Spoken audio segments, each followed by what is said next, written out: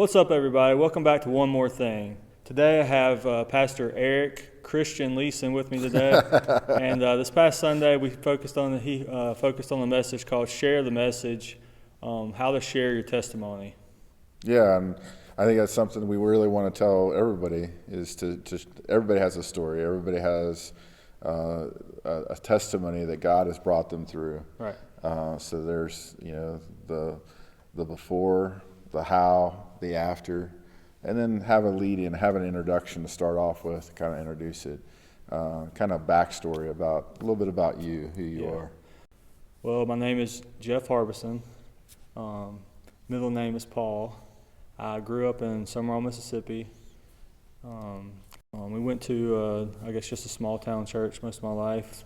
My dad died when I was a really young age at 9, and then my mom remarried. How did he die? He died of heart cancer, which is very rare.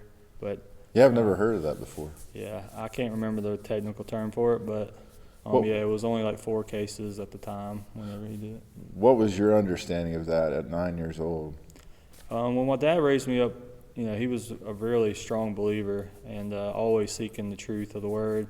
And I had a pretty good understanding of what was going on, and I wasn't really, bothered too much by it because of all he had taught us. Even one time the paper came to interview him because the disease was so rare. They interviewed me and asked me how I felt about it. Really? And I told him the quote was something like, "I'm not really worrying about it because I know that he's going to heaven and a better place than here, and he won't be suffering anymore." So. And that's a side note, but I just think about that a lot of times, that people, if you don't have a trust in Jesus, there's this fear of what's going to happen. Yeah. But you had that trust in knowing that you knew that he was going to be in heaven with God. You didn't have any doubt.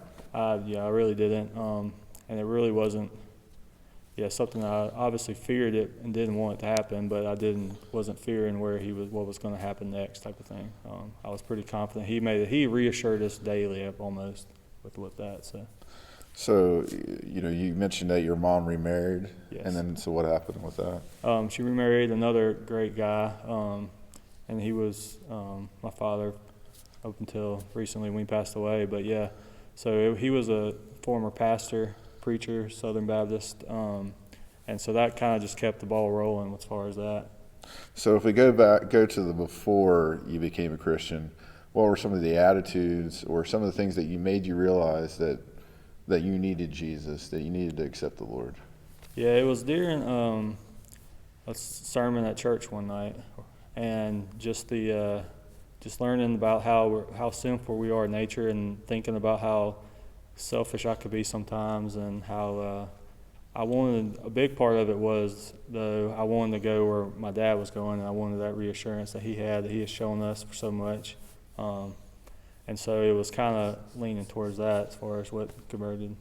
So how old were you? What age? I was 11, so it was a couple years or a year or so after my dad died, I guess. Yeah, so it was like a Sunday night evening service. And it was after that I was back home, and it was just in my room by myself. Oh, okay, cool. So you actually did it at home. Yeah. So you heard the message, it touched your heart, and then so you went home. So again, this idea that you don't always have to be in church to be saved. Right. You were saved in your home, and how did that happen? It was just laying in bed, and I was like kind of tussling with the fact of whether, if I knew or not, did I really know God and this great thing that my dad had so much joy over. So it was just, it came to that where I just opened up and talked to him then and said, I didn't want to not be with him. So. Okay. So we've done 2 things here. We've done 3, but we've talked about a little bit of your background. We talked about your name and everything, and your parents a little bit, and going through that situation. We talked about, how, and we talked about the before. So we talked about the introduction, lead in. We talked about what it was like before, and then now we've shared about the how. Mm-hmm. So now, since you made that decision to come to Christ, what was the things that started happening after for you that you started being like, wow, I'm really getting into this, my faith, and really growing? Yeah, at a younger age, it was more of just,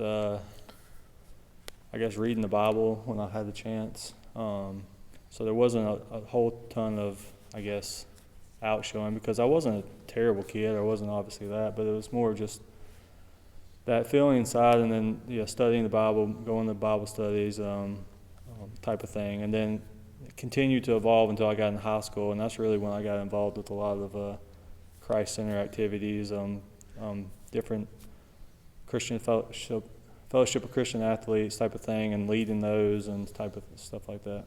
So you actually were one of the leaders in FCA, so that's cool. So what would be some of the things you did as a leader in FCA? Well, since it was supposed to be a student run with a sponsor, I was in charge of getting the Tuesday meetings together and having a speaker or having somebody to speak or speaking myself type of thing. So.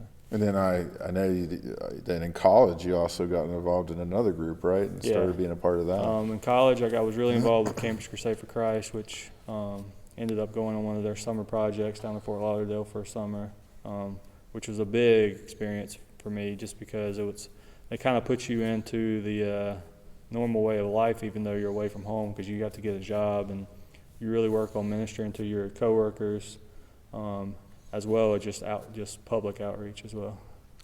Well, I think what we did here is we established a testimony.